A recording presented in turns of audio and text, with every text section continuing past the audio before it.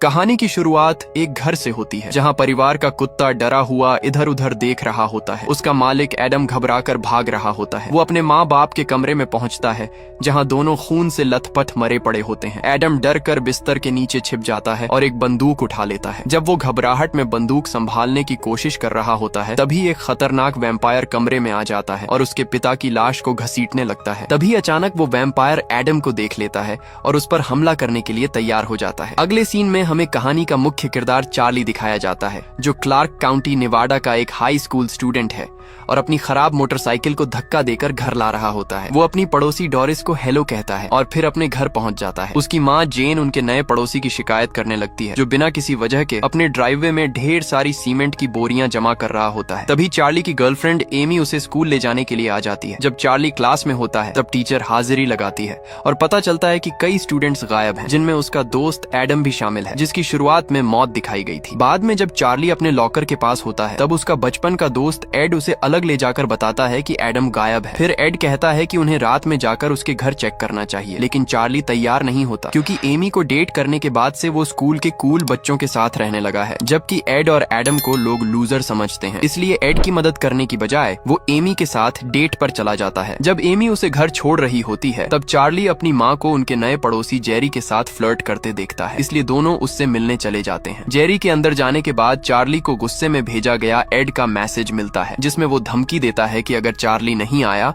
तो वो उसके बचपन की शर्मनाक बातें सबको बता देगा। ये सुनकर चार्ली तुरंत एडम के घर पहुंच जाता है जहां एड पहले से उसका इंतजार कर रहा होता है। दोनों दरवाजा खटखटाते हैं लेकिन अंदर से कोई जवाब नहीं आता, इसलिए वो जबरदस्ती घर के अंदर घुस जाते हैं। जब दोनों अंधेरे और खाली घर में घूम रहे होते हैं तब एड दावा करता है कि चार्ली का नया पड़ोसी जेरी असल में एक वैम्पायर है। एड और एडम काफी समय से उसकी जांच कर रहे थे और अब उन्हें पूरा यकीन हो चुका था कि जेरी वैम्पायर है। इसका एक सबूत ये था कि उसके घर की सारी खिड़कियां पूरी तरह काली ढकी हुई थीं।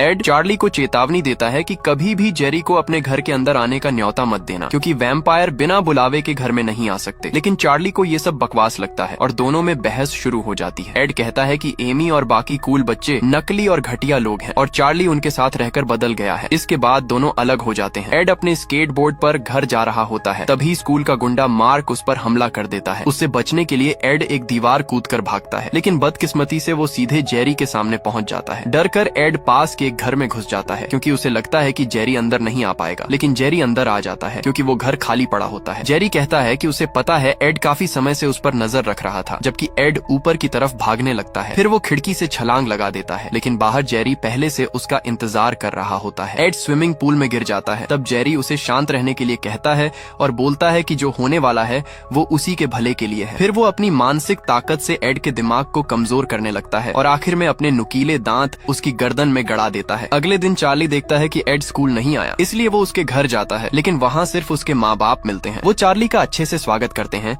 और चार्ली बहाना बनाता है कि उसे ऊपर जाकर कोई किताब लेनी है। एड के कमरे में उसे पीटर विंसेंट नाम के एक वैम्पायर हंटर की वेबसाइट मिलती है। उसे वहाँ कुछ वीडियो भी मिलते हैं जो एड ने चुपके से जेरी के घर के सामने रिकॉर्ड किए थे। उन वीडियो में जेरी की कार का दरवाजा अपने आप खुलता दिखाई देता है, जिससे साबित हो जाता है कि जेरी कैमरे में दिखाई ही नहीं देता। इस बात से चार्ली बुरी तरह हिल जाता है और आखिरकार उसे यकीन हो जाता है कि एड सच कह रहा था। जब वो घर लौटता है तभी अचानक जेरी वहाँ आ जाता है। वो कहता है कि उसे एक छोटी सी मदद चाहिए। उसके घर एक लड़की आई हुई है लेकिन उसकी बियर खत्म हो गई है, इसलिए वो पूछता है कि क्या चार्ली के पास बियर है। घबराया हुआ चार्ली हाँ बोल देता है। जेरी उसके साथ दरवाजे तक आता है लेकिन उम्मीद के मुताबिक अंदर कदम नहीं रखता। चार्ली फ्रिज में बियर ढूंढने लगता है जबकि जेरी उसे ध्यान से देख रहा होता है। तभी गलती से एक बोतल टूट जाती है। जेरी सफाई में मदद करने की बात करता है लेकिन डरा हुआ चार्ली कहता है कि वो खुद संभाल लेगा। जेरी को बियर देकर और दरवाजा बंद करने के बाद वो ऊपर अपने कमरे में जाता है जहां एमी उसका इंतजार कर रही होती है, लेकिन अब चार्ली का दिमाग पूरी तरह जेरी की बातों में उलझ चुका होता है, इसलिए वो तुरंत खिड़की की तरफ भागता है। वो देखता है कि जेरी की डेट बनकर जो औरत आई है वो और कोई नहीं बल्कि उनकी पड़ोसी डोरिस है। तभी जेरी ऊपर उनकी तरफ देखता है तो घबराकर चार्ली एमी को जोर से बिस्तर पर नीचे धक्का दे देता है। एमी को समझ ही नहीं आता कि आखिर इसे हुआ क्या है, इसलिए वो वहां से चली जाती है।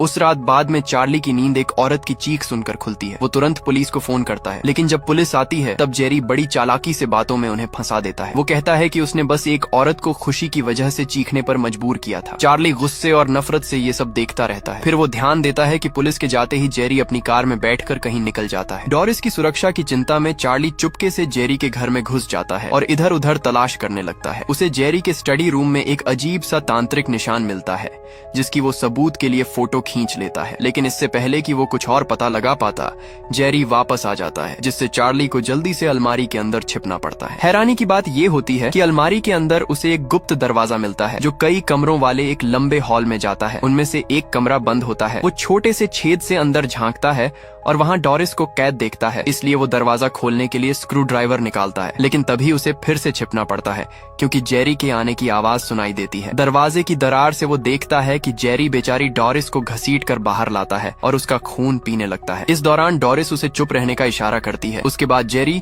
डॉरिस को वापस कमरे में फेंक देता है और बाहर चला जाता है। अब चार्ली आखिरकार दरवाजा खोल लेता है ताकि डॉरिस को सुरक्षित बाहर निकाल सके, जबकि जेरी नीचे लिविंग रूम में टीवी देखने में व्यस्त होता है। दोनों धीरे धीरे सीढ़ियों से नीचे उतरते हैं और दरवाजे की तरफ बढ़ने लगते हैं। तभी अचानक जेरी वहां आ जाता है, जिससे उन्हें पीछे हटना पड़ता है। लेकिन असल में जेरी सिर्फ एक सेब लेने आया होता है। फिर वो वापस टीवी देखने चला जाता है और इसी मौके का फायदा उठाकर चार्ली डॉरिस को बाहर ले जाने लगता है। लेकिन बाहर निकलते वक्त पता चलता है कि जेरी चालाक मुस्कान के साथ उन्हें देख रहा था। दोनों किसी तरह घर से बाहर निकल आते हैं और अब दिन निकल चुका होता है। लेकिन जैसे ही डॉरिस धूप में कदम रखती है, उसका शरीर अचानक जलने लगता है और वो वहीं आग पकड़ लेती है। ये देखकर चार्ली बुरी तरह सदमे में चला जाता है। घर वापस पहुंचकर वो अपनी माँ को चेतावनी देता है कि वो जेरी से दूर रहे और उसे कभी भी घर के अंदर आने का न्योता ना दे। लेकिन उसकी माँ को उसकी बातें बिल्कुल समझ नहीं आती। स्कूल में चार्ली फैसला करता है कि वो उस वैम्पायर हंटर के बारे में और पता लगाएगा, जिसकी वेबसाइट एड के कंप्यूटर में खुली हुई थी, यानी पीटर विंसेंट। फिर वो उस आदमी को ढूंढने निकलता है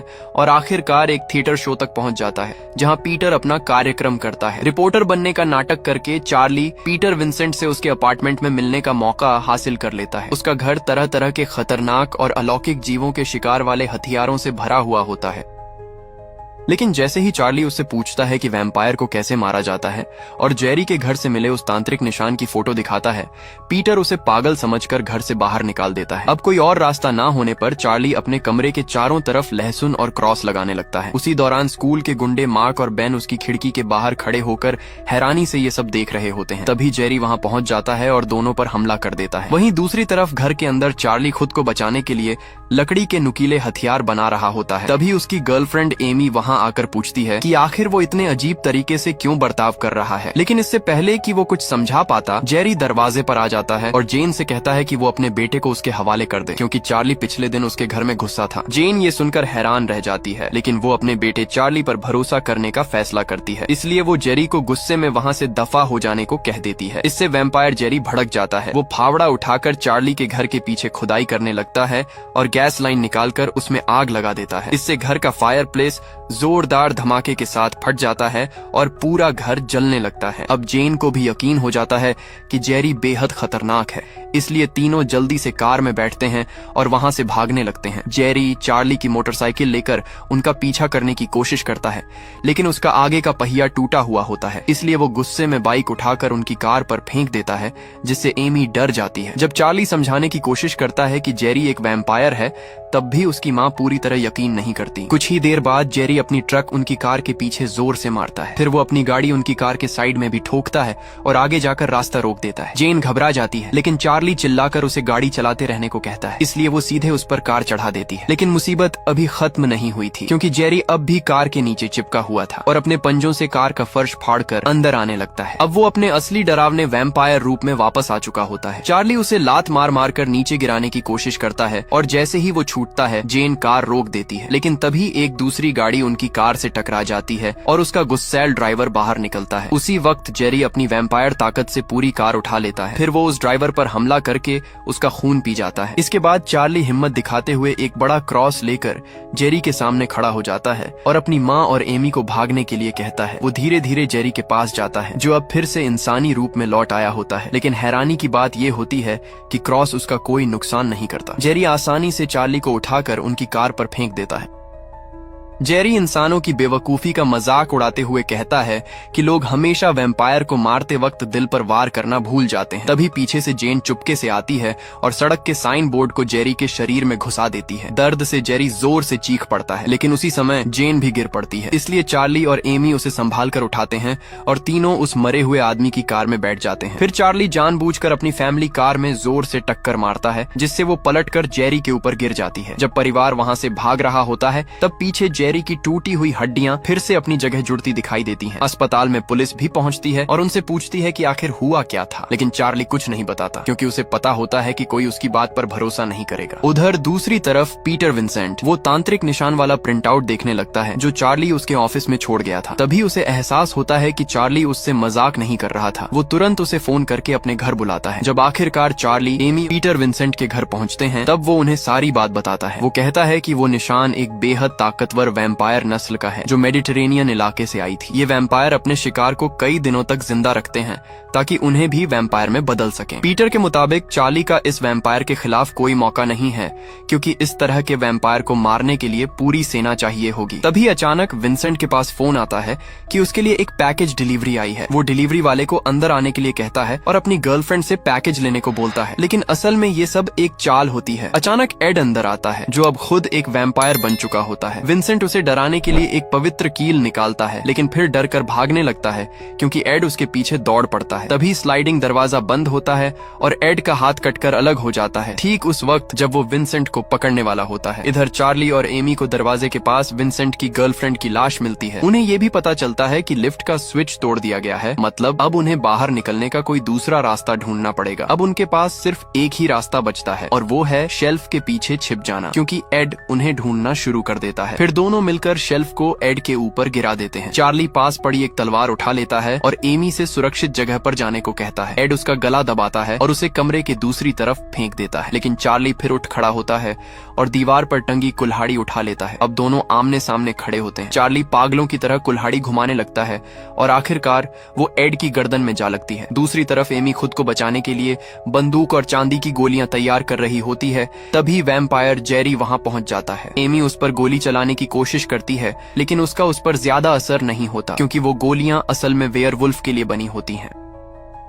लेकिन एमी हार नहीं मानती। उसे वहाँ होली ग्रेल मिल जाता है और वो उसमें मौजूद पवित्र पानी जेरी के चेहरे पर फेंक देती है, जिससे वो कुछ देर के लिए कमजोर पड़ जाता है। हैरानी की बात ये होती है कि एड अभी भी जिंदा होता है। वो बस अपनी गर्दन सीधी करता है और फिर चार्ली पर हमला करके उसे नीचे दबा देता है। इसके बाद वो उसकी गर्दन में काटने ही वाला होता है, तभी एमी बीच में आकर उस पर लोहे वाले हथियार से हमला कर देती है, लेकिन एड फिर से उठ खड़ा होता है। अब मजबूर होकर चार्ली उसके दिल में लकड़ी का नुकीला हथियार घोंप देता है। इससे एड कुछ पल के लिए अपने असली इंसानी रूप में वापस आ जाता है और चार्ली से कहता है कि सब ठीक है। इसके तुरंत बाद वो राख बनकर बिखर जाता है। फिर दोनों समझ जाते हैं कि जेरी यहाँ पहुंच चुका है, इसीलिए वो एक दरवाजे से भागते हैं जो सीधे एक नाइट क्लब में खुलता है। उधर होली वाटर से उबर चुका जेरी भी उनके पीछे आ जाता है। भीड़ की वजह से चार्ली और एमी अलग हो जाते हैं और तभी जेरी एमी को पकड़कर वहां से ले जाता है। अपनी मानसिक ताकत का इस्तेमाल करके वो एमी को अपना खून छकाता है और उसे पूरी तरह अपने काबू में कर लेता है। फिर वो उसे किस करने लगता है। उधर चार्ली उसे बचाने की कोशिश करता है,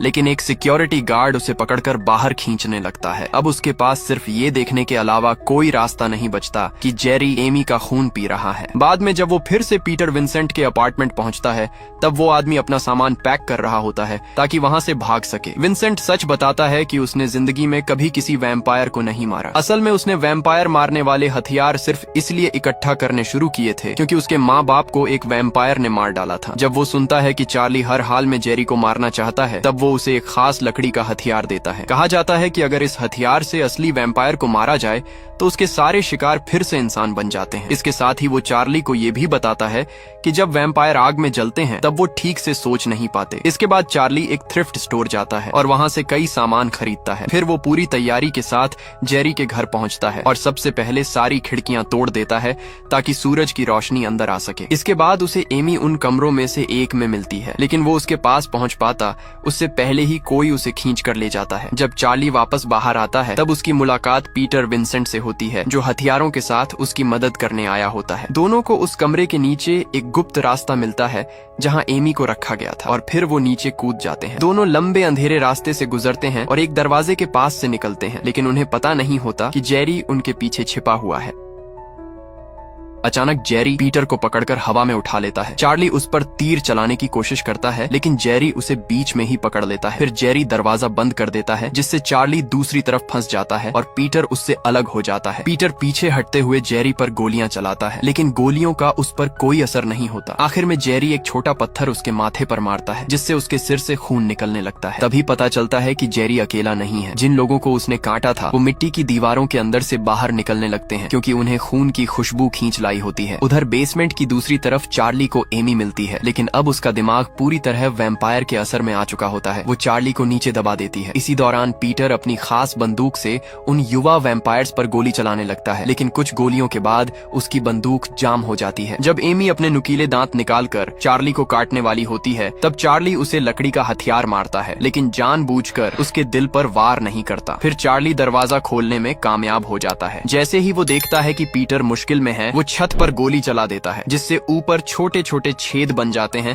और सूरज की रोशनी अंदर आने लगती है। इससे पीटर की जान बच जाती है। तभी जेरी देख लेता है कि पीटर को भी काटा जा चुका है, क्योंकि सूरज की रोशनी पड़ते ही उसके शरीर से धुआं निकलने लगता है और वो धीरे धीरे वैम्पायर में बदल रहा होता है। लेकिन चार्ली की कोशिश अभी भी काफी नहीं होती। युवा वैम्पायर्स, जिनमें स्कूल का गुंडा मार्क भी शामिल होता है, दोनों को घेर लेते हैं। उधर एमी जेरी के पास जाकर उसे किस करने लगती है। इसी मौके का फायदा उठाकर चार्ली पीटर का लाइटर इस्तेमाल करके खुद को आग लगा लेता है और सीधे जेरी पर कूद पड़ता है। तभी पता चलता है कि उसका सूट असल में आग से बचाने वाला था। जेरी दर्द से चीखने लगता है और चार्ली उससे चिपका रहता है। इस दौरान छत में बड़ा छेद हो जाता है, जिससे और ज्यादा सूरज की रोशनी अंदर आती है और जेरी जलने लगता है। तभी पीटर चार्ली की तरफ वो खास लकड़ी वाला हथियार फेंकता है। चार्ली उसे सीधे जेरी के दिल में घोंप देता है। इसके साथ ही जेरी राख बनकर हवा में उड़ जाता है। उसी पल सारे युवा वैम्पायर्स फिर से इंसान बन जाते हैं और उन्हें बिल्कुल याद नहीं रहता कि वो बेसमेंट में कैसे पहुंचे थे। चार्ली के दोस्त और बाकी कई लोग भी वापस जिंदा हो जाते हैं।